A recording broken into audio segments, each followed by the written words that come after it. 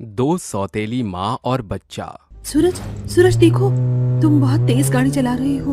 इतनी तेज गाड़ी मत चलाओ, बारिश हो रही है, हमें नुकसान पहुंच सकता है। सूरज बहुत तेज गाड़ी चला रहा होता है और दूसरी तरफ एक हाथ में शराब की बोतल लेकर दारू पी रहा होता है। नहीं नहीं, आज मैं ये गाड़ी धीरे नहीं करूंगा, चाहे कुछ भी हो जाए। तुम मुझे समझती क्या हो? जब देखो अपनी मनमानी करती हो। मुझे तो तुमने कभी अपना समझा ही नहीं। मैं तुम्हारे आगे हाथ जोड़ती हूँ, ऐसा मत करो। देखो, हमारे साथ हमारा बेटा राघव भी गाड़ी में है। सोचो, अगर कुछ अनहोनी हो गई तो हमारे बेटे का क्या होगा? अच्छी बात है ना, आज हम पूरा परिवार एक साथ है, जिएंगे तो एक साथ, मरेंगे तो एक साथ। तुम्हें कैसे समझाऊं मैं? मुझे तुम्हारा किसी और से बात करना बिल्कुल भी पसंद नहीं है। ऊपर से तुम क्लब में नाचती भी हो। मुझे तुम्हारा ये काम बिल्कुल पसंद नहीं है। मैं तुम्हारे आगे हाथ जोड़ती हूँ, भगवान के लिए गाड़ी रोक दो। मैं अपना काम हमेशा के लिए छोड़ दूंगी। हम तीनों अपनी जिंदगी नए सिरे से शुरू करेंगे। नंदिनी के इतना कहते ही सूरज शांत हो जाता है, जिसके बाद सूरज गाड़ी के ब्रेक मारने की कोशिश करता है, लेकिन ब्रेक अचानक से फेल हो जाता है और वो घबरा जाता है। अरे ये क्या, ब्रेक क्यों नहीं लग रहे? लगता है ब्रेक फेल हो गया। अब मैं क्या करूं नंदिनी? अब मैं क्या करूं? मुझे कुछ समझ नहीं आ रहा। नंदिनी बहुत बुरी तरह रोने लगती है। सूरज किसी तरह गाड़ी को रोकने की कोशिश करता है, लेकिन इतनी स्पीड की वजह से उनकी गाड़ी खाई में गिरने वाली होती है। तभी खाई में गिरने से पहले नंदिनी कार का दरवाजा खोलकर अपने बेटे राघव को बाहर धकेल देती है, जिसके बाद नंदिनी और सूरज कार के साथ खाई में गिर जाते हैं। वहीं दूसरी तरफ गाड़ी से गिरने की वजह से राघव के सिर पर चोट लग जाती है और वो वहीं गिरकर बेहोश हो जाता है।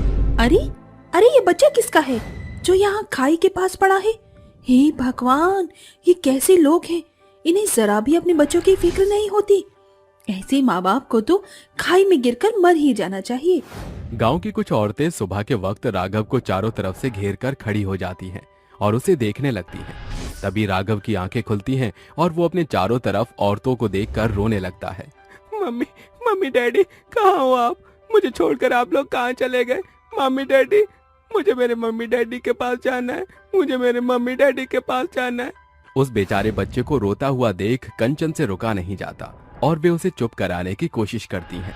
देखो बेटा, रोने की कोई समस्या नहीं है। बताओ, तुम्हारे साथ क्या हुआ था? आखिर तुम्हारे मम्मी डैडी तुम्हें यहाँ छोड़कर क्यों गए?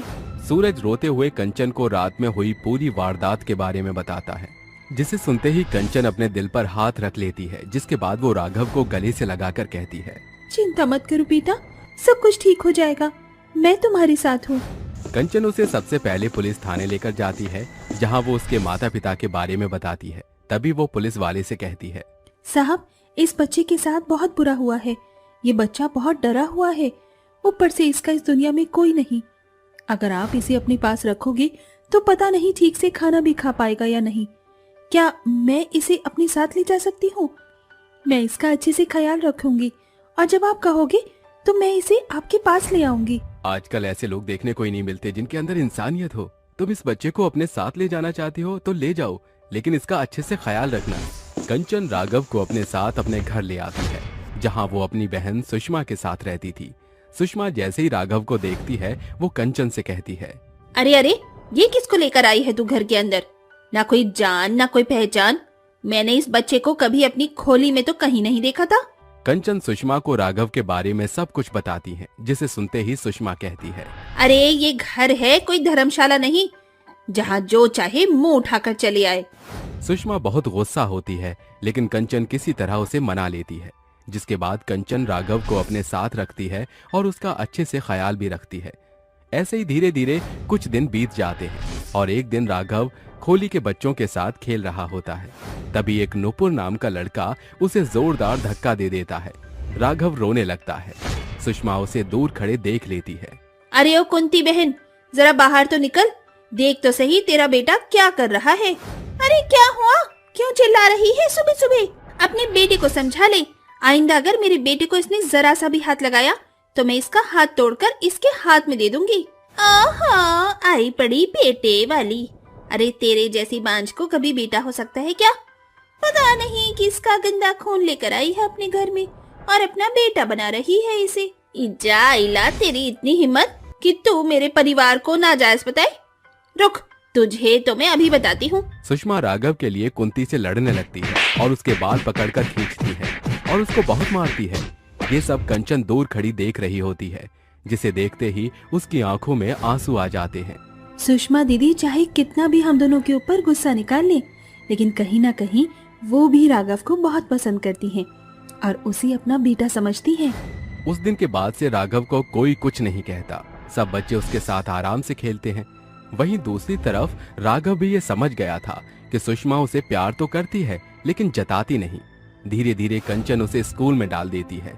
एक दिन राघव स्कूल के लिए तैयार होकर नाश्ता कर रहा था। अरे ओ कंचन, अपनी इस बेटी को कुछ खिलाती भी है या बस ऊपर ऊपर का प्यार करती है? अरे देख तो जरा कितना कमजोर हो रहा है, इसे थोड़ा घी तो खिला। क्या बताऊं दीदी, मैंने कितनी बार इसे घी खिलाने की कोशिश की, लेकिन ये घी खाता ही नहीं। अरे ऐसे कैसे नहीं खाएगा? घी मैं खिलाऊंगी आज से ही इसे। सुषमा तुरंत घी की रोटी लेकर राघव को खिलाने लगती है। राघव चुपचाप घी की रोटी खाने लगता है।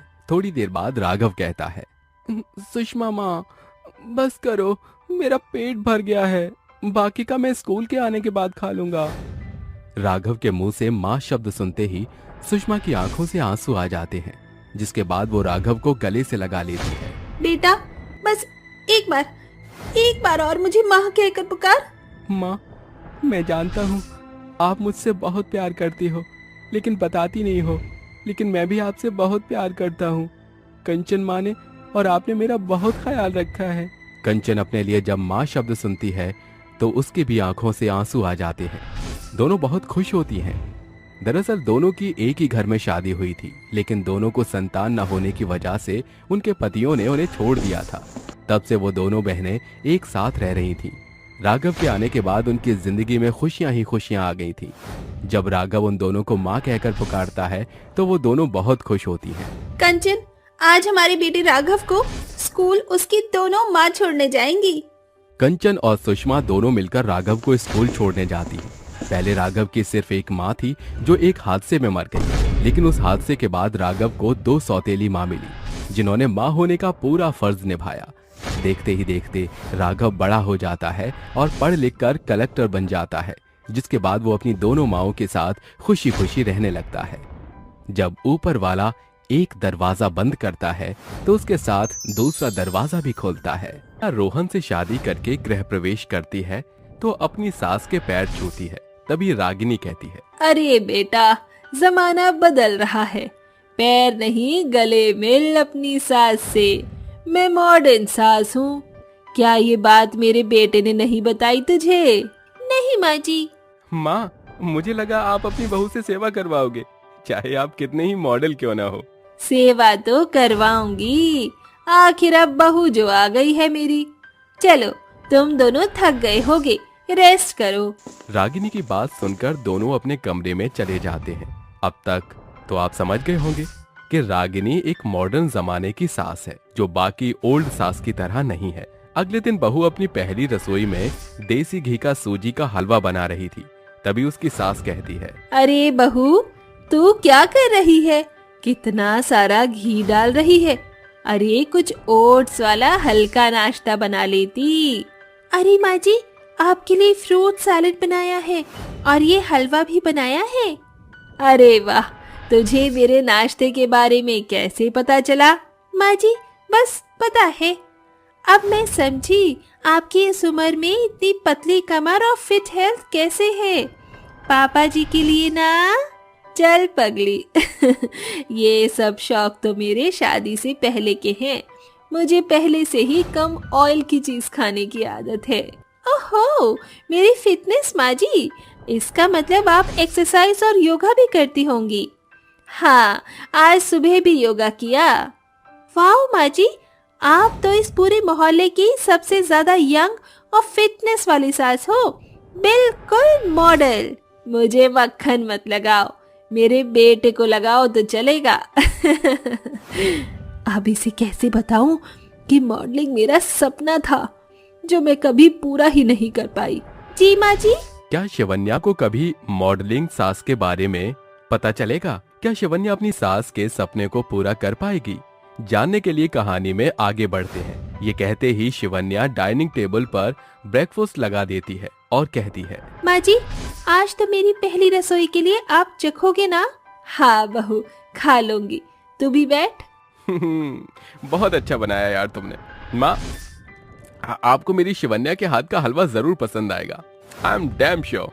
रियली, इट्स वेरी डिलीशियस बहू, और सैलेड की डेकोरेशन भी काफी अच्छी की है। I am impressed. Thank you माँ जी। अरे बेटा, फ्रूट सैलेड खाने के लिए फोक तो दे मुझे। रागिनी की बात सुनकर शिवन्या उसे फोक स्पून देती है। वहीं उसकी फोक स्पून जमीन पर गिर जाती है। शिवन्या की नजर उसकी सास की हाई हील्स पर पड़ती है और वो कहती है, वाह माँ जी, 50 की उम्र में आपने हाई हील्स पहने हुए हैं। कैसे कर लेती है माँ जी आप? ये सब देखकर ऐसा लगता है कि आप कोई मॉडल हो। क्या आपने मॉडलिंग की थी शादी से पहले? नहीं नहीं बहू, ऐसा कुछ भी नहीं है। अच्छा, आप दोनों सास बहू बातें करो, मैं चलता हूँ। तभी रोहन चला जाता है और अपनी सास के चलने के ढंग से भी शिवन्या मन में सोचती है, माँ जी के चलने का तरीका भी ऐसा है जैसे कैटवॉक कर रही हो न हो माँ जी को देखकर ऐसा लगता है वो कोई मॉडल रह चुकी हो। वक्त बीतता है। कुछ ही दिनों में शिवन्या घर की सारी जिम्मेदारी अच्छे से संभाल लेती है। साथ ही उसकी सास रोज योगा किया करती थी, हाई प्रोटीन जूस पिया करती थी और पार्क जाकर ट्रैक सूट में जॉगिंग भी किया करती थी। ये सब देखकर शिवन्या हैरान थी और रोहन से कहती है, रोहन, क्या माँ जी शुरू से ही ऐसी हैं? खुद को कितना मेंटेन रखती हैं। उनकी ये सारी चीजें मुझे एक मॉडल की याद दिलाते हैं। भला उन्हें ये सब करने की क्या जरूरत है? अरे डोंट वरी शिवन्या, मम्मी शुरू से ही मेरे सामने भी यही सब करती थी। डजंट मीन कि मम्मी मॉडलिंग ही करेंगी। ओके, शायद मैं ही ज्यादा सोच रही हूँ। अगले दिन सास बहू टीवी देख रही थी कि उसकी फ्रेंड रिचा का कॉल आता है। हेलो डियर, कैसी है तू? और कैसे मुझे याद किया? अरे यार, तुझे तो पता है मेरी ज्वेलरी कलेक्शन है, तो मैंने कुछ ज्वेलरी डिजाइन की है, उनकी मॉडलिंग करनी है जजेस के सामने, ताकि मेरी ज्वेलरी फाइनल हो सके। इसका मतलब तुम मुझसे मॉडलिंग करवाना चाहती हो? हाँ यार, मैं तुझसे मॉडलिंग कराना चाहती हूँ। बस मुझे एक लड़की और चाहिए मॉडलिंग के लिए। तुझे कोई लड़कियाँ नहीं मिल रही? फिकर नॉट, एक मॉडल तो मेरे पास भी है। क्या सच में तेरे पास एक मॉडल है? यार, तूने तो मेरा सारा बोझ ही हल्का कर दिया। पर कौन है, बता तो सही। मेरी माँ जी तुझे बिल्कुल एक मॉडलिंग वाला परफॉर्मेंस देंगी, जिससे तेरी सारी ज्वेलरी जजेस को पसंद भी आएगी और उनका लुक, उनकी पर्सनालिटी, उनका वॉक सब मस्त है। क्या क्या तुम मजाक कर रही हो मुझसे? ज्वेलरी एग्जीबिशन है मेरी, मैं कोई मजाक नहीं कर रही, सच बोल रही हूँ। ठीक है, तो कल अपनी माँ जी के साथ मेरे घर आ जा, हम प्रैक्टिस करेंगे। ये कहकर रिचा कॉल कट कर देती है। तभी रागिनी बोलती है, बहू, तू मेरे बारे में ऐसी क्या बात कर रही थी अपने दोस्त से? अरे माँ जी, परसों मेरी दोस्त का ज्वेलरी एग्जीबिशन है, जिसके लिए मैंने उसे बोल दिया कि आप उसकी ज्वेलरी पहनकर मॉडलिंग करेंगी। पर बहू, मैं कैसे? आई नो, आप कर लोगी। अगले दिन ही दोनों सास बहू रिचा के घर पहुंच जाती हैं, जहां उसका लुक और चाल ढाल देखकर रिचा का मुंह खुला का खुला रह जाता है। शिवन्या, सच में ये तेरी सास है? मुझे तो लग ही नहीं रहा। ऐसा लग रहा है कि एक मॉडल हो। चलो रिचा बेटा, प्रैक्टिस स्टार्ट कर लो। तुम्हारी ज्वेलरी एग्जीबिशन बहुत अच्छी होगी। ये कहते ही रिचा दोनों सास बहू को मॉडर्न साड़ी और ज्वेलरी पहनाकर रेडी करती है।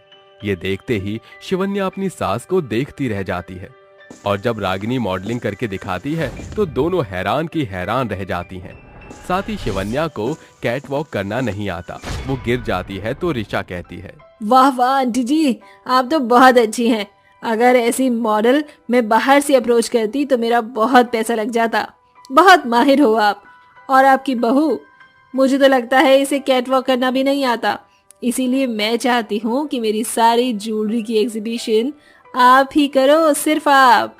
क्या करूँ यार, मैं माँ जी जितना कहाँ ध्यान रखती हूँ अपने फिटनेस का। रोज तो बर्गर चाउमीन चाहिए होते हैं मुझे, और हील्स की आदत भी तो नहीं है। सच में बेटा, तुम मुझसे मॉडलिंग करवाना चाहती हो? मुझे यकीन नहीं हो रहा। अरे माँ जी, आप रो क्यों रही हो? कुछ गलत कह दिया क्या हम दोनों ने? नहीं बेटा, शादी से पहले मॉडलिंग मेरा सपना था जो मैं शादी के बाद कभी कर ही नहीं पाई, इसलिए आंसू आ गए। बस मुझे लगा ही था कि आप एक मॉडल हो। आंटी, आप बहुत अच्छी हो, ऐसे रोइए मत। चलो प्रैक्टिस स्टार्ट करते हैं।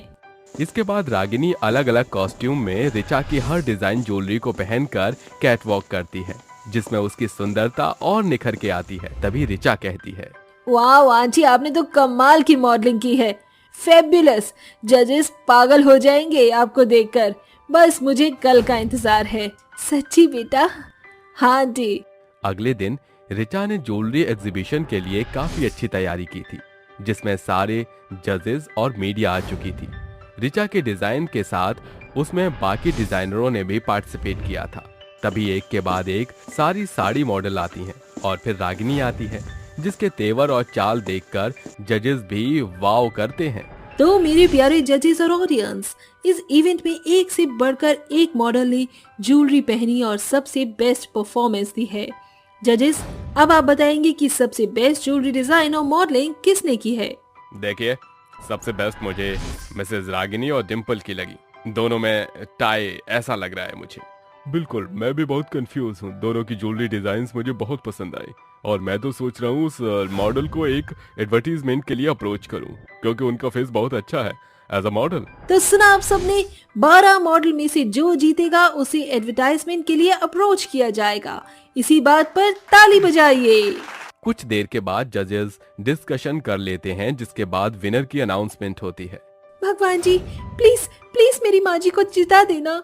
भगवान जी, मेरे डिजाइन को पास करवा दीजिए, मैंने बहुत मेहनत की है। और हमने विनर को चूज कर लिया है and the winner is Ragini Maheshwari. क्या सच में मैं?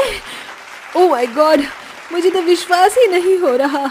इसके बाद जजेस विनर और ज्वेलरी डिजाइनर को अपनी ज्वेलरी और एडवर्टीजमेंट्स के लिए साइन कर लेते हैं। और यही नहीं, ऋचा को उसकी अपॉर्चुनिटी मिल जाती है।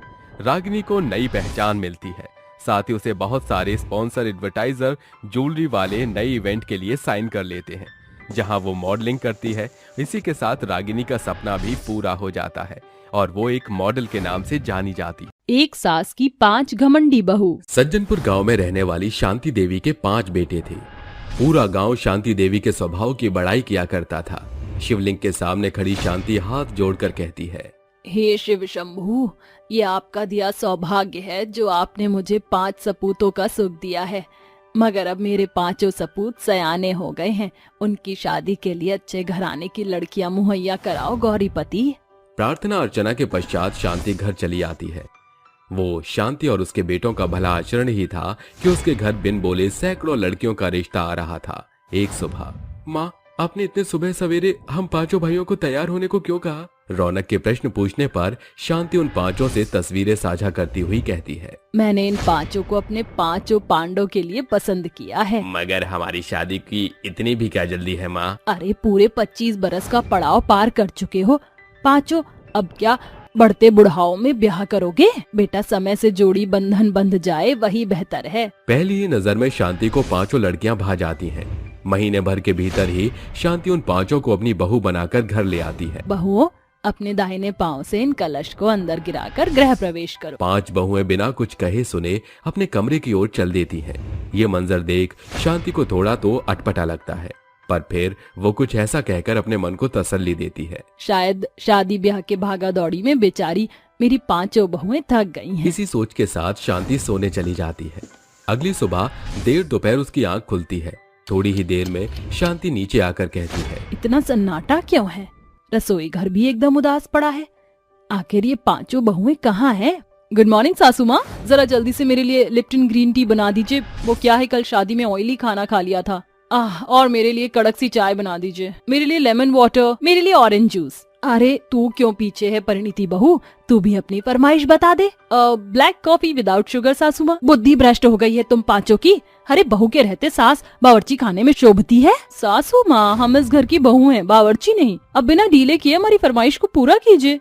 और अगर मैं ऐसा ना करूँ तो भूलिए मत सासू माँ, आपके 5 पांडव हमारे पति हैं। उन्हें पल्लू में बांधकर अपने घर ले जाकर घर जमाई बनाकर रखेंगी हम। ये बात सुनकर शांति स्तब्ध रह जाती है और चुप्पी साध कर पांचों की फरमाइश को पूरा करती है। बहू, आज तुम पांचों की मुंह दिखाई की रस्म है, सांझ को तैयार हो जाना। ये सुनकर 5 बहुएं शहरी स्वर में शांति पर ताने कसती हुई कहती हैं। किसने कहा था आपको ये स्यापा क्रिएट करने को सासू माँ? बहू, शहर के लिए स्यापा हो सकता है, मगर गांव देहात में मुंह दिखाई का प्रचलन सालों से है। अगर मुंह दिखाई नहीं हुई तो बहुतेरी बातें बनेंगी। मैं नहीं चाहती कोई भी जन मेरी बहू को लेकर बुरी बातें बनाए। ठीक है, मगर हमारी एक शर्त है। कहो। इस घर का बर्तन कटके से लेकर कोने कोने की सफाई और रसोई घर की सारी जिम्मेदारी आप संभालेंगी। मुझे मंजूर है। सांझ होने के साथ 5 बहुओं के मुंह दिखाई का जश्न शुरू होता है। 5 आकर सोफे पर पसर जाती हैं और कुंती कहती है, इससे पहले कि मुंह दिखाई शुरू हो, तुम 5 बहुएं अपना घूंघट उठाओ। क्या हुआ बहू, तुम 5 ऐसे अचानक उठ क्यों गई? बस बहुत हुआ, जाने कैसे बेहुदा भद्दा रस्म है। ये पिछले 15 मिनट से हम 5 को नमूना बनाकर रख दिया है। अरे, मुंह दिखाई के नाम पर मौत देना कहते हैं इसे। इस रस्म के गजभर का घूंघट, ऊपर से इन छपरी औरतों की बकैती। उनकी बातें सुनकर सभी औरतें एक दूसरे की शक्ल देखने लगती हैं कि कुंती कहती है, अरे, ये कैसी घमंडी बेढंगी बेशरम बहू ब्याह लाई है शांति, जिनकी आंखों में न लाज है न शर्म है। हे यू ओल्ड लेडी, हाँ तुझसे बात कर रही हूँ। तू होती कौन है हम पर हुक्म जताने वाली? अरे दफा हो तुम सबकी सब। अरे चलो बहनों, इन 5 की घमंड से चढ़ी आंखें देखने से भला अपने घर जाना है। औरतों की मंडली के जाते ही 5 बहुएं घमंडी स्वर में अपनी सास से कहती हैं, ये जितना भी ताम झाम आपने फैलाया है ना सासू माँ, इसे जल्दी से साफ करके रात का खाना तैयार कीजिए। ध्यान रहे सासू माँ, काम में जरा सी भी कमी रही तो ये बबली बड़ी बदमाश है, इसकी बोली गोली बरसाती है। 5 बहुएं आराम से सोफे पर पसर कर टीवी देखती हैं और शांति सारा घर समेटने लगती है। तभी शनाया कहती है, बिना पॉपकॉर्न के टीवी देखने में जरा भी मजा नहीं आ रहा है। अरे, इसमें इतना सोचने की क्या बात है? सासू माँ, जरा यहाँ आना। बहू, तूने बुलाया? हम 5 का पॉपकॉर्न खाने का बड़ा मन है। जल्दी से अगले 5 मिनट में पॉपकॉर्न रेडी करके ले आइए। शांति ने अभी एक काम समाप्त ही किया था कि दूजा काम मिल गया। हांफते हुए वो पॉपकॉर्न रेडी करके उन्हें परोसती है। ऐसे ही दिन गुजरते जा रहे थे। बहुओं की जी हुजूरी में शांति को सांस लेने तक का समय नहीं मिल रहा था। दिन सप्ताह और सप्ताह महीने के मांझे में बदल जाता है। एक सांझ 5 बहुएं आपस में खुसर फुसर करती हुई कहती हैं, बस बहुत हो गया, ये सासू माँ हमारे गले का फांस बनती जा रही हैं। अब हम 5 को मिलकर इनका कुछ बंदोबस्त करना पड़ेगा। सासू माँ, जरा यहाँ तो आना। हाँ बहू, कहो। बुरा मत मानना माँ जी, पुख्ता तौर से देख पा रही हूँ कि आप किस कदर काम काज में काम चोरी करती हैं। कभी आधी अधूरी सफाई करती हैं, तो कभी कच्चा पक्का खाना पकाकर जिम्मेदारी पूरी करती हैं। हमारी मानिए तो अब इस प्रॉपर्टी को अपनी 5 बहुओं के नाम कर दीजिए, फिर देखिए आपकी बहू इस घर को प्रॉपर्ली मेंटेन करके रखेंगी। अगर आप ऐसा नहीं करते हैं तो आप तो जानते ही हम 5 को अपने पति को पल्लू में बांध कर उन्हें अपने संग ले जाते जरा भी देर नहीं लगेगी। नहीं बहू, इसकी कोई जरूरत नहीं पड़ेगी। मैं सब कुछ हंसी खुशी तुम 5 को दे दूंगी, मगर क्या तुम अपनी सास की एक शर्त मानोगी? कैसी शर्त? अब से लेकर 24 घंटे के पहर पूरे होने तक तुम 5 को बहू बनकर, नई बाई बनकर इस घर के कामकाज समेत मेरी खिदमत करनी होगी। ये करना बहू के लिए कौन सी बड़ी बात है? शर्त मंजूर है। अगले ही पल 5 घरेलू कामकाज करना शुरू करती है। कोई झाड़ू तो कोई पोंछा, कोई बर्तन तो कोई खाने के काम में मशरूफ। बानी बहू, जरा मेरे लिए एक ग्लास पानी ले आ। ये लीजिए माँ जी पानी। कुछ देर बाद, अरे बबली बहू, जरा साफ से सफाई कर। ये देख तिनके बिखरे हुए, काम चोर कहीं की। ये शर्त तो सजा बन गई है। सोचा ना था बहू से बाई बनना पड़ेगा। कुछ घंटों बाद, एकदम मुफ्त खोर है। 5 सोफे पर क्यों पसरी हो? लगता है पगार काटनी पड़ेगी। भूल गई क्या? तुम 5 अगले 1 दिन तक बहू नहीं इस घर की बाई हो। चलो रात के खाने की तैयारी करो। ये सुनकर 5 घमंडी बहुएं कुमलाए स्वर से कहती हैं, माँ जी, खाने में क्या बनेगा? ये रही लिस्ट, जरा भी डीले मत करना। रसोई घर में जाते ही 5 पसीने में सराबोर होकर बाहर आकर एक साथ एक स्वर में कहती हैं, सासू माँ, ये हमसे ना होगा। क्यों बहू? तुम 5 ही तो कह रही थी घर संभालना कौन सा पहाड़ तोड़ने जैसा है। सासू माँ, हम 5 समझ गई हैं कि घर चलाना देश चलाने जैसा है। हमारा घमंड चूर चूर हो गया। बहू, मैं चाहती तो शुरुआती दिन में तुम 5 पर सास का शासन जता सकती थी, मगर मैंने ऐसा नहीं किया क्योंकि मुझे रिश्ते की कदर है। माँ जी, हम 5 को माफ कर दो।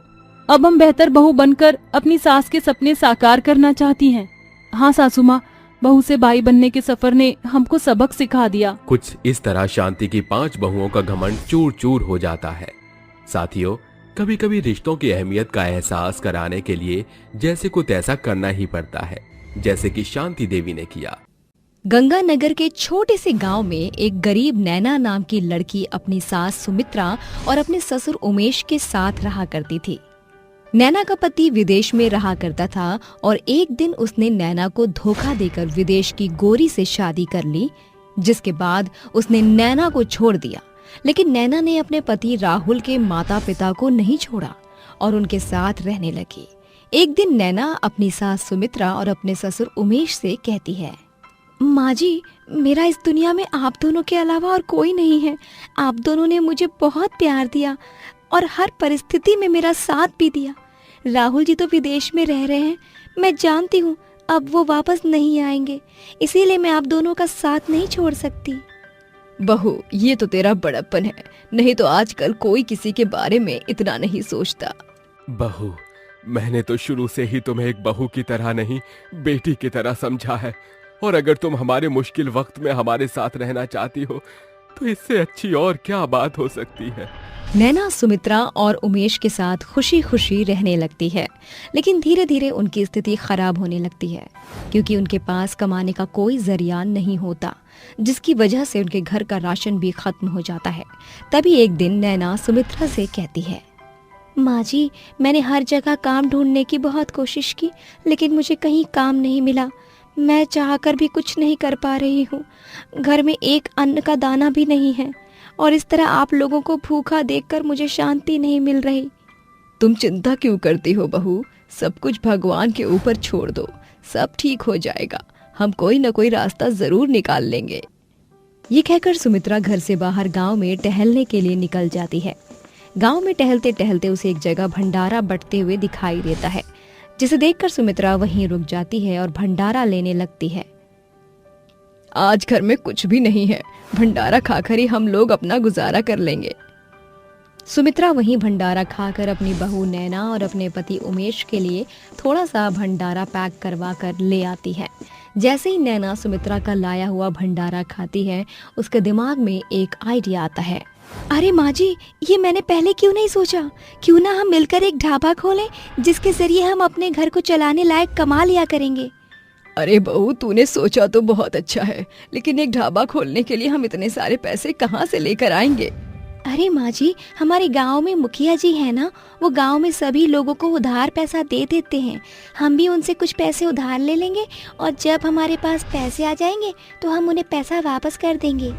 अच्छा बहू, ये सब तो ठीक है, लेकिन मुखिया के बारे में मैंने कुछ ज्यादा नहीं सुना है, कहीं हमें बाद में कोई दिक्कत ना हो जाए। आप चिंता क्यों करती हो माँ जी, जैसे ही पैसा आएगा तो हम सबसे पहले मुखिया को पैसा दे देंगे।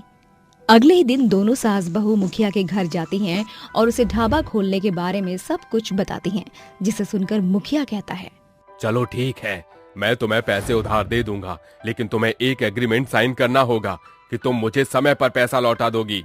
सुमित्रा और नैना दोनों ही अनपढ़ थीं। वो दोनों ही एग्रीमेंट के बारे में कुछ नहीं जानती थीं। बिना सोचे समझे ही उन्होंने अपने अंगूठे एग्रीमेंट के ऊपर लगा दिए, जिसके बाद मुखिया ने उन्हें पैसा भी दे दिया। देखते ही देखते सुमित्रा और नैना ने अपना एक खुद का ढाबा खोल लिया। ढाबा खोलने के बाद उनका ढाबा अच्छा खासा चलने लगा, जिससे उन दोनों की अच्छी खासी कमाई होने लगी। एक दिन ढाबे पर बहुत ज्यादा भीड़ हो जाती है, जिसे उमेश दूर खड़ा देखता रहता है। तभी उमेश सुमित्रा और नैना के पास आता है और उनसे कहता है, तुम दोनों बहुत मेहनत कर रही हो, तुम्हारी मेहनत सफल हो रही है। लाओ, मैं भी तुम्हारी मदद करवा देता हूँ। काफी लोग इंतजार कर रहे हैं, तुम दोनों जल्दी जल्दी ऑर्डर तैयार करती रहो और मैं उन्हें लोगों तक पहुँचा देता हूँ। उमेश एक एक करके सभी को उनके ऑर्डर देने लगता है, जिसके बाद सभी लोग नैना और सुमित्रा के ढाबे की तारीफ करने लगते हैं। अरे वाह, मैंने खाना तो बहुत जगह खाया, लेकिन इस ढाबे का खाना तो बहुत ही स्वादिष्ट है। तुम्हें क्या लगता है कार्तिक? तुम बिल्कुल सही कहती हो, अब से हम यहाँ हमेशा आते रहेंगे। काजल और कार्तिक पेमेंट के साथ नैना और सुमित्रा को शुक्रिया कहने लगते हैं। आप लोगों का ढाबा बहुत ही अच्छा है और यहाँ का खाना तो और भी लाजवाब। अगली बार हम दोनों दोबारा आएंगे। क्या आप घर पर भी डिलीवरी करते हो? घर पर डिलीवरी के बारे में कुछ सोचा नहीं है, लेकिन ये लो, ये मेरा नंबर है, कभी कुछ चाहिए हो तो मुझे बता देना, हो सकेगा तो मैं आपको घर पर डिलीवर करवा दूंगी। नैना अपना नंबर काजल और कार्तिक को दे देती है, जिसके बाद वो दोनों वहाँ से चले जाते हैं। देखते ही देखते नैना और सुमित्रा होम डिलीवरी भी शुरू कर देते हैं और ढाबे की कमाई इकट्ठी करने के बाद वो दोनों मिलकर मुखिया के पास जाती हैं और उसे पैसे देते हुए कहती हैं, ये लीजिए मुखिया जी, आपने जो हमें पैसा दिया था हम आज उसे वापस लौटा रहे हैं। मुखिया जी, आपका बहुत शुक्रिया। आपकी वजह से आज हमने मिलकर एक बहुत अच्छा ढाबा खोला है। कभी आना, हम आपको अपने ढाबे का खाना खिलाएंगे। पहले तो मुखिया पैसे ले लेता है और उसके बाद कहता है, क्या कहा तुमने? तुम्हारा ढाबा? अरे कौन सी दुनिया में जी रही हो? भूल गई तुमने मेरा एक एग्रीमेंट साइन किया था। हाँ मुखिया जी, हमने पैसों का एक एग्रीमेंट साइन किया था। आज हमने आपका पैसा लौटा दिया है, वो भी ब्याज के सहित। अब हमें जाने की अनुमति दीजिए। अरे तुम तो बहुत भोली हो। ये नहीं जानना चाहोगे कि उस एग्रीमेंट में क्या लिखा है? क्या कहना चाहते हो आप? यही कि उस एग्रीमेंट में ये लिखा है कि मैं एक ढाबा खोल रहा हूँ और उस ढाबे में तुम दोनों काम कर रहे हो। वो ढाबा तुम्हारा नहीं, मेरा है। ये सुनकर नैना और सुमित्रा के पैरों तले जमीन खिसक जाती है, जिसके बाद सुमित्रा मुखिया से कहती है, अरे मुखिया जी, ये तो सरासर धोखा है। हमने आपके पैसे लौटा दिए, अब आप हमें माफ कीजिए और हमें जाने दीजिए। वो ढाबा हमारा है और हमारा ही रहेगा। अरे ऐसे कैसे कानून है? ये ढाबा मेरा है, तुम लोग कुछ नहीं कर सकते। जाओ, चले जाओ यहाँ से। ऐसा कहकर वो नैना और सुमित्रा को वहाँ से भगा देता है, जिसके बाद वो दोनों बहुत ज्यादा परेशान हो जाती हैं। अगले दिन जैसे ही नैना और सुमित्रा ढाबा खोलकर ढाबा चलाने लगती हैं, मुखिया वहाँ पहुँच जाता है। तुम दोनों को मेरी बात समझ नहीं आती? ये ढाबा तुम्हारा नहीं है। तुमने बहुत बड़ी गलती कर दी मुझसे पैसा लेकर। अब जल्दी से यहाँ से दफा हो जाओ। हम यहाँ से चले जाएंगे, लेकिन जो हमारी मेहनत का पैसा हमने तुम्हें दिया था वो हमें वापस लौटा दो और ढाबा तुम रख लो। ओहो, तो तुम तो मुझसे भी ज्यादा तेज बन रही हो। तुम्हें क्या लगता है मैं तुम्हें ऐसे ही पैसे दे दूंगा? अरे बेईमानी तो मेरी रगों में दौड़ती है। तुम्हें जेल की हवा खिला दूंगा, तब तुम्हारी अकल ठिकाने आएगी।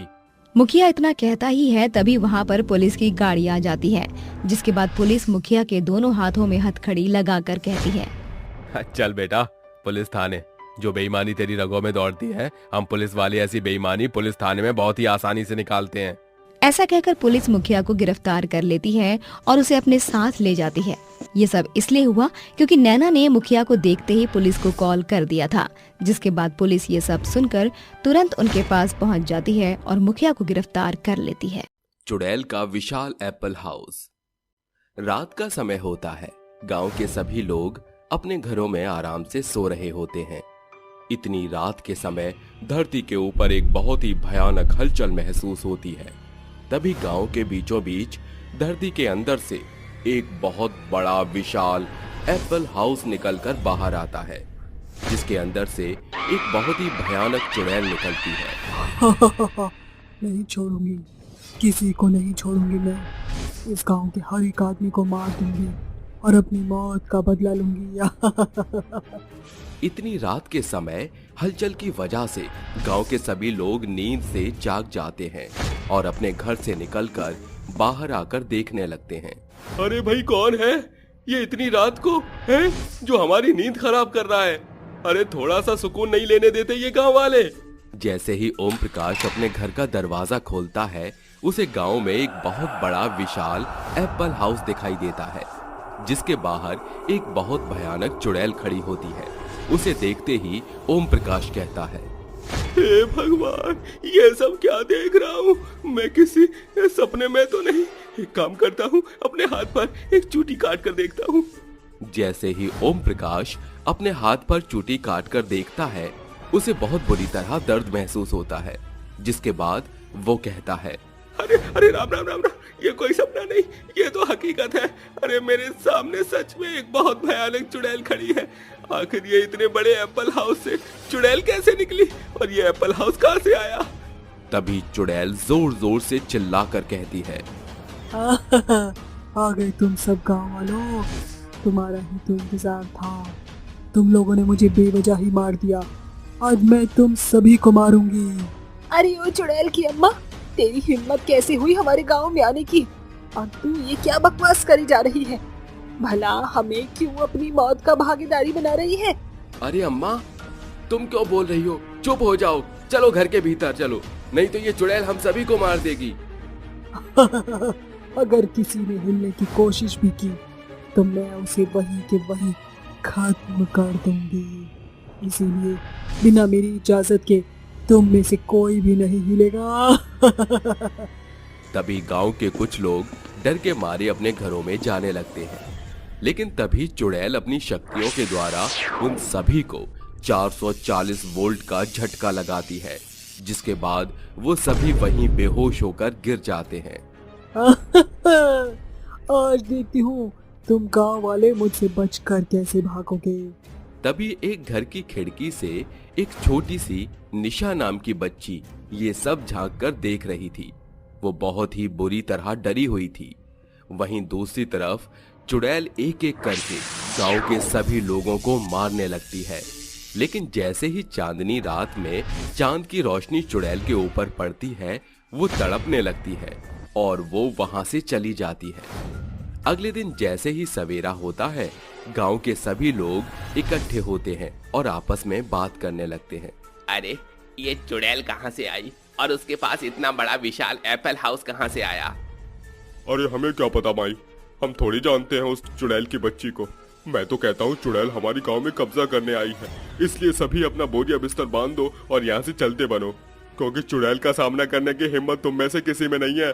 प्रमोद की बात सुनने के बाद गांव के सभी लोग आश्चर्यचकित उसे देखने लगते हैं, जिसके बाद प्रमोद वहां से चला जाता है। अरे हमें चुड़ैल का कुछ न कुछ तो करना ही होगा, वरना ये इसी प्रकार हमारे गांव के लोगों को धीरे धीरे करके मार देगी। विशाखा की बात सुनकर गांव के सभी लोग उसकी बात पर सहमत होते हैं। जैसे ही आधी रात होती है, आधी रात के समय फिर से धरती को फाड़कर चुड़ैल का एप्पल हाउस बाहर आ जाता है, जिसके अंदर से एक चुड़ैल निकलती है और गांव वालों का शिकार करने के लिए चली जाती है। लगता है गांव के सभी लोग मुझसे डर कर छुप गए हैं। इसमें तो मुझे और भी ज्यादा मजा आएगा। मुझे आज गांव के सभी लोगों के साथ छुपन छुपाई खेलने का मजा आएगा। चुड़ैल गांव के हर एक आदमी को ढूंढने की कोशिश करती है, लेकिन गांव का हर एक आदमी रंजीत के घर में छुपा होता है। अरे देखिए, ये चुड़ैल सभी भी बाहर घूम रही है, इसलिए मैं लाइट बंद कर रहा हूँ। अगर चुड़ैल इधर आएगी तो उसे कुछ पता नहीं चलेगा। रंजीत की बात मानकर वो सभी लाइट बंद कर देते हैं, जिसके थोड़ी ही देर बाद उस घर के आगे से चुड़ैल गुजरती है। तभी चुड़ैल को इंसान की खुशबू आने लगती है। लगता है यहाँ पर कोई ना कोई जरूर है। मुझे इंसान की खुशबू आ रही है। अब जब तक मैं इंसान का खून न पी लूं, मुझे बिल्कुल भी मजा नहीं आएगा। चुड़ैल एक एक करके पहले ही कई लोगों को मार चुकी होती है। वहीं दूसरी तरफ जब तक वो गांव के हर एक आदमी को नहीं मार देती, वो वहां से मुक्त नहीं होने वाली थी। इसी घर में छुपे हुए हैं सारे के सारे। यहीं से मुझे इंसान की खुशबू आ रही है। अभी बताती हूँ इन्हें। जैसे ही चुड़ैल अपनी शक्तियों से दरवाजा तोड़ती है, गांव के सभी लोग उसे दिखाई पड़ जाते हैं, जिसके बाद वो गांव वालों से कहती है, अभी के अभी इस घर से बाहर निकलो, नहीं तो तुम्हारा वो हाल करूंगी जो तुमने कभी सपने में भी नहीं सोचा होगा। चुड़ैल की धमकी से सभी गांव के लोग उस जगह से बाहर आ जाते हैं, जिसके बाद चुड़ैल उन सभी को एक एक करके मारना शुरू कर देती है। कोई नहीं बचेगा। तभी वहां पर तांत्रिक बाबा पहुंच जाते हैं। रुक जा चुड़ैल, मेरे होते हुए तो इन गांव वालों को कोई नुकसान नहीं पहुंचा सकती। गांव के सभी लोग जब तांत्रिक बाबा को देखते हैं तो वो अचंभित रह जाते हैं। तांत्रिक बाबा को वही मासूम बच्ची लेकर आई थी जो घर में छुपकर बैठी थी। जहाँ जहाँ संकट होता है वहाँ एक तांत्रिक बाबा अपना जाप शुरू कर देता है। इतना कहते ही तांत्रिक बाबा अपने मन में एक मंत्र का जाप करता है, जिसके बाद चुड़ैल अपने आप कमजोर महसूस करने लगती है और फर्श पर गिर जाती है। मत कर तांत्रिक ऐसा, तू नहीं जानता इन गांव वालों ने मेरे साथ क्या किया है। देख चुड़ैल, तेरे साथ जो भी हुआ तो मुझे चुपचाप बता दे। अब तुम पूछ रहे हो तो मैं बता ही देती हूँ। कुछ समय पहले की बात है। मैं बहुत गरीब थी और फुटपाथ या सड़कों पर भीख मांगकर अपना गुजारा किया करती थी। एक दिन किसी ने मुझे भीख नहीं दी और मुझे बहुत भूख लग रही थी। तभी मेरी नज़र एक एप्पल की रेहड़ी पर पड़ी। उसके आसपास कोई भी नहीं था। जैसे ही मैंने उस एप्पल को चुराया, वैसे ही वहाँ एप्पल के ठेले का मालिक भी आ गया और कुछ लोग इकट्ठा भी हो गए, जिसकी वजह से एप्पल नीचे गिर गया। मैंने तुरंत एप्पल को उठाया और वहाँ से भाग गई। कुछ ही दूरी पर चलने के बाद मैंने उस एप्पल को खाया, लेकिन उसे खाते ही मैं मर गई। मरने के बाद मेरी आत्मा को शांति नहीं मिली और मैं वहाँ अपनी मौत का बदला लेने के लिए वापस लौट आई। तुम्हारी मौत उस एप्पल को खाने से नहीं हुई। तुम्हारी मौत इसलिए हुई थी क्योंकि उस एप्पल के गिरने के बाद एक सांप ने उसके अंदर डंक मार दिया था, जिसका जहर उसके अंदर ही रह गया था और तुम्हारी मृत्यु हो गई। इन गांव वालों का कोई कसूर नहीं है, इन्हें छोड़ दे। इसका मतलब मैं गलतफहमी का शिकार हो गई और मैंने इन बेचारे गांव वालों को इतनी बेरहमी से मारा। आज के बाद मैं कभी किसी को नहीं मारूंगी और इस गांव से बहुत दूर चली जाऊंगी। ये सुनने के बाद चुड़ैल को कुछ समझ नहीं आता और उसे अपनी गलती का एहसास होने लगता है। ऐसा कहकर चुड़ैल अपने विशाल एप्पल हाउस के साथ वहां से गायब हो जाती है।